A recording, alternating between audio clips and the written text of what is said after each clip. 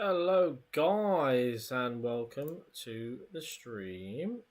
And we are talking about the latest on Alexander Isak, and also Liverpool want more than one attacker, which isn't a surprise to be honest with you. Look at the way it is for Liverpool at the moment.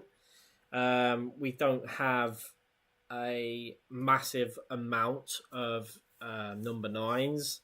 Obviously, Darwin Núñez is going to be moving to Al Hilal, which is not really a surprise. It was obviously expected. I'm just getting up now to see what the situation is with these bits and bobs going on. There are so many things that have got to fall in line for everything, but it seems to be doing that at the moment. It's understood that Allison is also back. Allison Becker, his departure from Asia. His wife apparently was having surgery, so he left Asia to there. He's now back. And news this morning from a lot of people saying the Isak deal is very much on. And it is. It has been for months. It has been for some time. There's stories of Alexander Isak actually telling Newcastle earlier in the year that he wanted to leave this summer.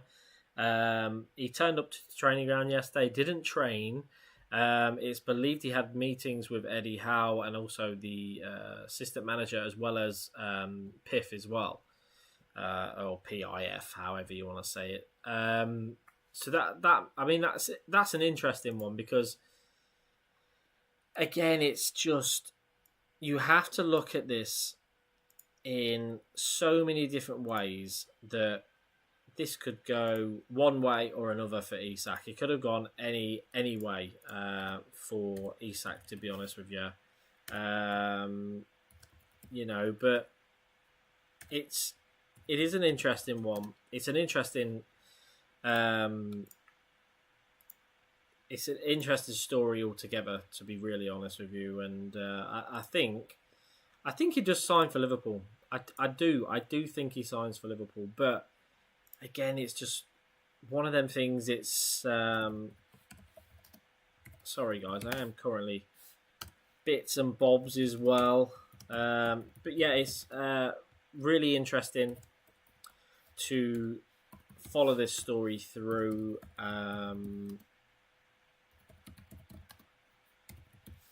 And see what happens with it because so much is going on. Obviously, the Núñez one. I like the guy. I think he's fantastic. He's a great person, but it just never really happened for him, did it? When he came here, didn't hit the ground as much as we thought he would. We then moved on to the second season, allowing him that second season. Did show a little bit of improvement, but still not great. And then obviously the third season, last season, again, didn't play a lot. Arne Slot was clearly not a fan of him. But that's just sometimes, unfortunately, how it is for some of these players. Sometimes things do not work out as they want. And that's the way the cookie crumbles, I'm afraid. But again, guys, we are in a dilemma of basically Liverpool have to sign Isak now. They have to. They've done so much groundwork. Do I say they've unsettled him? I don't know. Nobody really knows that side of things. Isak reportedly wanted to leave quite a while ago. Give me a second, guys. Let me just quickly sort this out. Bear with me, guys.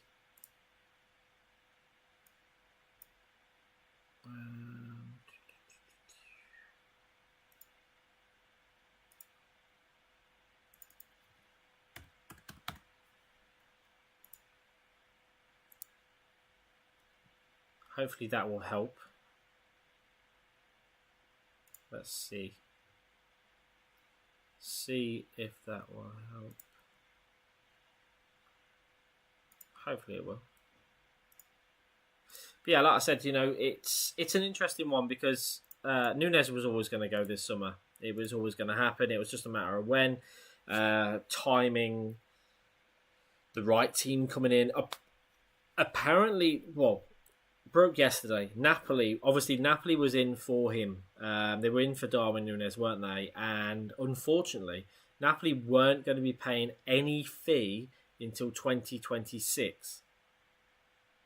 So obviously, it's sort of they try to flush out a deal where they didn't have to pay anything up front, but then pay in 2026. Now, to me, that would either be a loan with an obligation to buy, or a loan with an obligation to buy, but in parts, if that makes sense. That's what it would seem to be to me, but could be wrong. So that's why the AC Milan type deal didn't go through.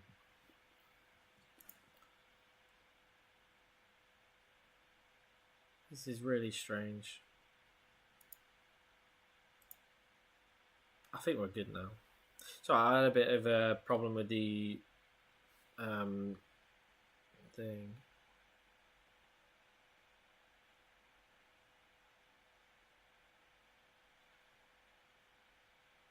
So news has just come in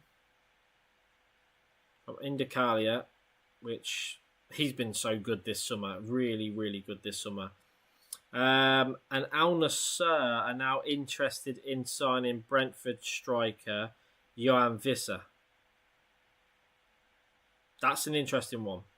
So Al Nassr, obviously Newcastle want Johan Visser, and they want, believed it's Nicholas Jackson now. But Al Nassr are now coming into the fray for Johan Visser. The saga goes on. And for Newcastle, I mean, what a terrible summer they've had. Generally had such a terrible summer. Also, with Darwin Nunes going, that is, so far this summer, exit-wise, 7 players have left Liverpool. 7 altogether. Trent Alexander-Arnold, Kelleher, Quansah, Phillips, Luis Diaz, Tyler Morton, and then Darwin Nunes. That has totaled £190.5 million, and they have spent £294 million on 6 players. Of course, Mamadashvili. I don't know why they're counting him in this season, because he was last season, but anyway. Frimpong Pesky, Florian Wirtz, Milos Kerkez, and Ekatike, bringing the net spend to £104 million. £104 million we've spent this summer, generally. People are making it out, they've spent £300 million. Not like we've sold anyone and brought that money back in, is it? But yeah, £104 million, guys, is the fee in net that we have spent. Right there. Don't know if you can see it. Yep, 104 million right there is our net spend. So, particularly, we're allowed to spend 400 million. So when people say, I don't think we'll get this player and this player both over 100 million, it's a possibility. It's definitely a possibility. Definitely a possibility.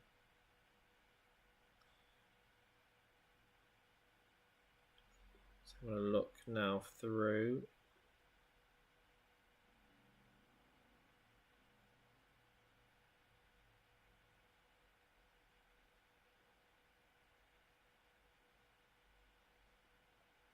Another thing that was, according to TBR Football Today on Alexander Isak, he's more than happy to train away from the Newcastle first team squad as he considers his career at the club over. Interesting. I think it's going to happen. It's just a matter of timing. It's just when is it going to happen? Craig Hope has also posted that Alexander Isak has been unsettled at Newcastle for over a year.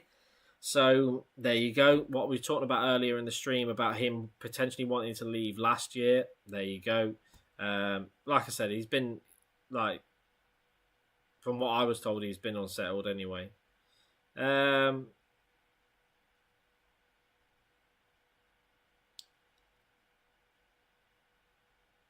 to see what else.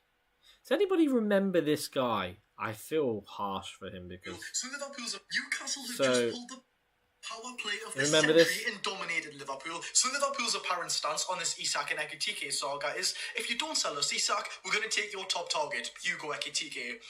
How the mighty have fallen. Luke Edwards of the Telegraph Sport reports that Newcastle's hierarchy are unflustered, basically not really bothered by Liverpool's attempt to try and unsettle Alexander Isak, and will still continue pursuing Hugo Ekitike. You thought you were having one of the other lads. You're having none. Newcastle have quite literally said, no, Isak's staying at Newcastle, and we're also going to take your top striker target off you.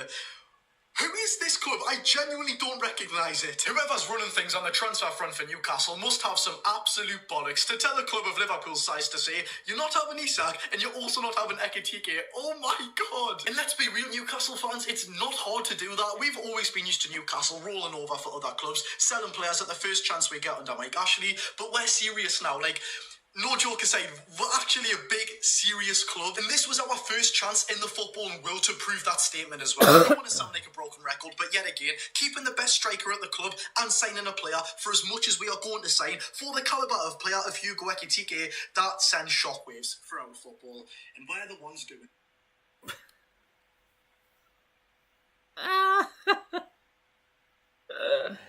Oh my day. How stupid does that sound now? He's gonna be. He's not gonna enjoy himself there. He's just not gonna enjoy himself.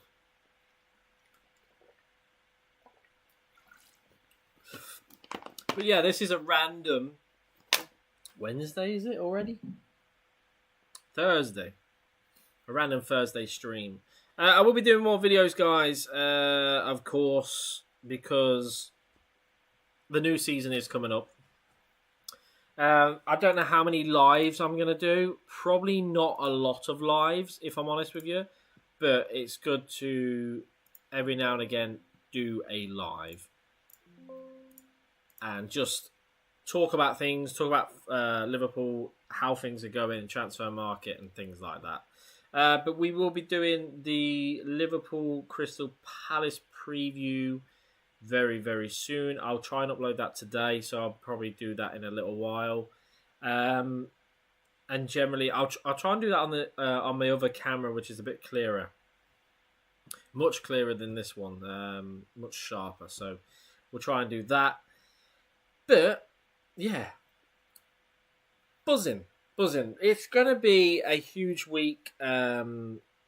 The rest of this week, and of course, definitely next week, it's going to be a massive week because the season starts on Friday. Not this Friday, of course, but the following Friday. And it's just got to accelerate. It has got to accelerate. And it's going to accelerate very, very fast, I think. I think we're going to hear news that Newcastle will probably sign Nicholas Jackson. That looks like it's going really well right now. Accelerating very fast. Johan Visser now... Al Nassr in the picture for him, so that makes it more interesting there. And I think we're going to see Isak in a red shirt within 2 weeks. I think so. Hopefully. It's been a long saga. It's going to be the longest saga of the summer. It's probably the biggest transfer of the summer. And I think, Liverpool have stolen the window. They have. They stole the window weeks and weeks ago, but they had a really good window. I think if you look at other teams to having a good window, apart from Liverpool, I would probably say Chelsea have had a decent window. Manchester City are sort of trying to rebuild now. They're in that sort of segment where they are trying to rebuild and challenge again.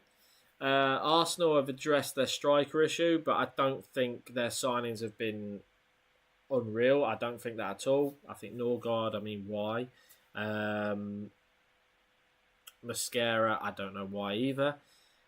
But I think Manchester United forward line wise, I mean, also if they get Belabor in, I think they've had a good window. They have had a good window. And I think there's potentially more to come from them. But we'll see. I mean, they've even nicked a target off Newcastle. I mean, Newcastle by far have had the worst window. By far have had the worst window. Liverpool's had the best window. They've had the worst. And theirs seems to keep getting worse every day. They get excited. Their fans are like, oh, we're getting Sesko. And then all of a sudden, the rug pulled underneath. You ain't getting him anymore. Same as that guy there, the video I just shown you. He was convinced Newcastle was getting Ekitike and keeping Isak. Who's going to tell him?